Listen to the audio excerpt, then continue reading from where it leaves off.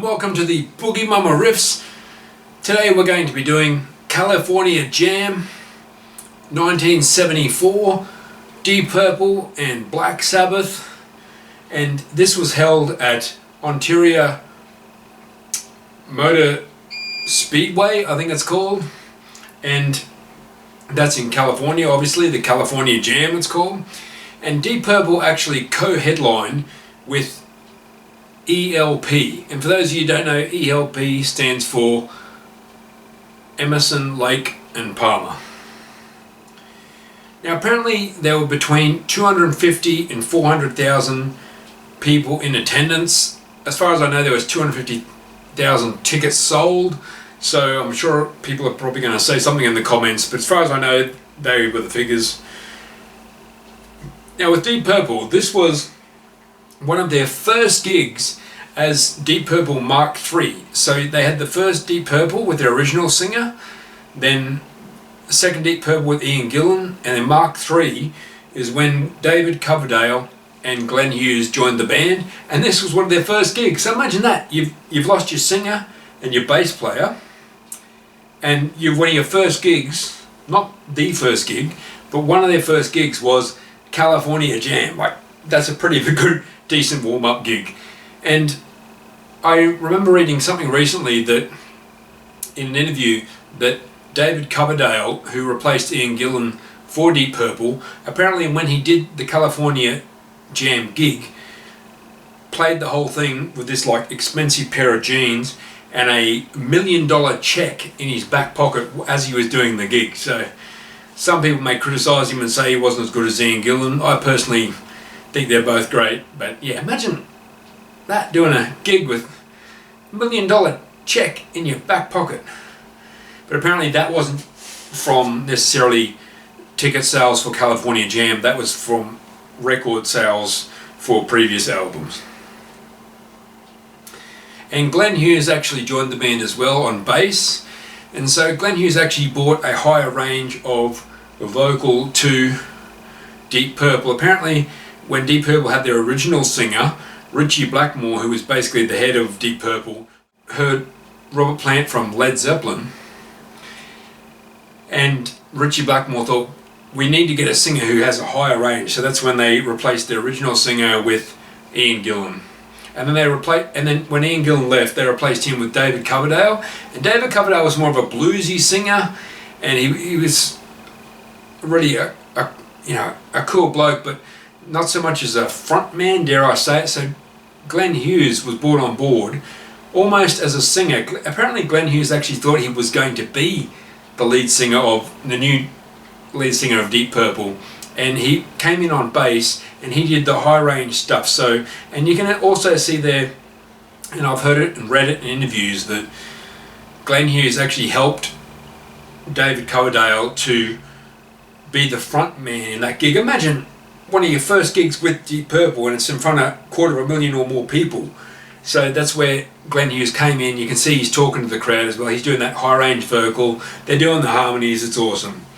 And apparently the event was running early, and Ritchie Blackmore in an interview said when the organisers first asked him to do the festival, the California Jam, he said, no, look, I don't want to get involved. And some of you may know Ritchie Blackmore, or not know him personally, but know how he is. He just said, listen, I don't want to do it. It never turns out good. They're always running late, or something like that. And they said, listen, Ritchie, we'll do whatever you want. And he said, okay, well, I want to go on at sunset. That is one of the prerequisites.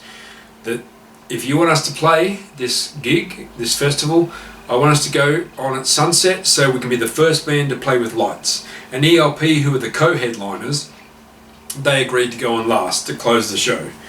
And as I said, the event was running early, and Ritchie Blackmore locked himself in the caravan because it was still daylight and they were supposed to go on at dark or dusk.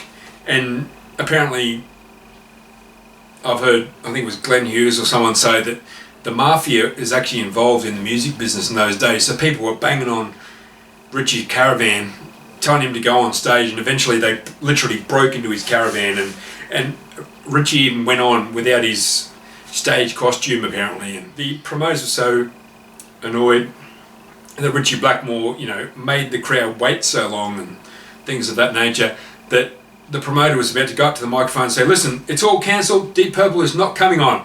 And apparently Deep Purple's manager ran towards the microphone and grabbed the mic and said, everyone, Deep Purple will be coming on very shortly or very soon. And so I think it was about an hour or something, Deep Purple finally came on. And believe it or not, it wasn't dark then. Richie Blackmore wanted to go on in his contract. You think about it, that was in a contract that Deep Purple was supposed to go on after dark when the lights were taking their effect. And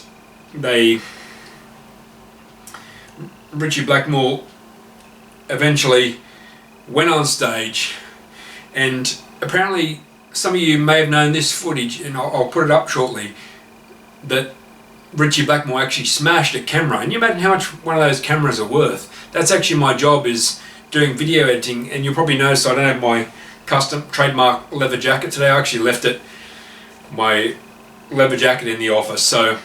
But I do video editing, and I know about cameras, and I know that cameras are expensive. Now this one Richie Blackmore smashed up, that was not cheap. But apparently Richie said to the cameraman before they started, listen, if you get in my face, I'm going to come and smash your camera. And some people may think, that's Richie Blackmore being whatever you call it, prima donna, diva or whatever. Forgive me, Richie, for saying that. But I read in a review or an interview recently that Glenn Hughes, I think it was, said that apparently imagine playing in front of 250,000 or more people, and you've got this cameraman, and trust me, I know, I literally do filming and editing myself. This cameraman was talking to Richie, saying, hey, move back a bit so I can get a better shot of you, better framing or whatever. So Richie just grabbed his guitar and went, and I'll put some footage of that up, of Richie smashing that camera. So that is so rock and roll. And then towards the end of the gig during Space Truckin', Richie smashed his guitar, smashed up the amps, and then they finished by making an explosion. But of course, as most bands in the 70s did, like The Who with Keith Moon, etc., they used too much dynamite, as you do in a show, and Richie Blackmore ended up, you can see the footage somewhere here on YouTube, but Richie Blackmore actually ended up getting his hair burnt. Ian Pace, the drummer, got his hair burnt, and some of the rotaries as well. Now, I'd just like to get into the next bit of it before we finish up now, is the part about Black Sabbath. So one of the things I wanted to make it interesting was, who do you think did the best set? The co-headliners, Deep Purple, or Black Sabbath in their set, which was earlier in the day? Now, apparently Black Sabbath decided to pull out. Apparently there were arguments between Deep Purple and ELP, and Black Sabbath just said, look, let's just not get involved. They kind of half pulled out, as Tony Iommi said. And apparently they got a call at some ridiculous hour and said, listen, you've got to come. There's a lot of people who've come to see the band, and they were going to get sued. Black Sabbath were going to get sued for about $250,000. And so they flew over from England to California, and apparently they hadn't rehearsed in like 8 months. And in my opinion, this is one of Sabbath's best live gigs. And in the interview, I think it was before the gig at California Jam, Ozzy said, well, we don't go up and blow the stage up or anything.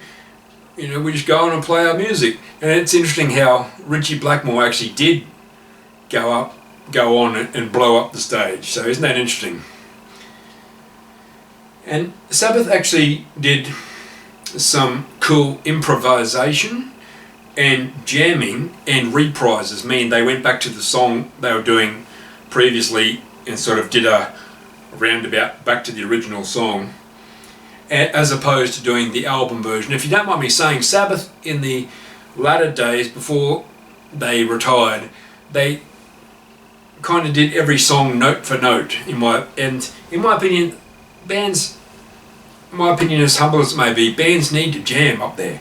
You like Led Zeppelin or whoever it is, and I'm a musician myself. bands need to get up there and jam, otherwise you might as well just have holograms and a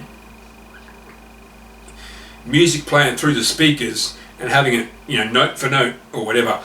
In my opinion, bands need to get up there and do a different version and jam, and Sabbath did that in this gig.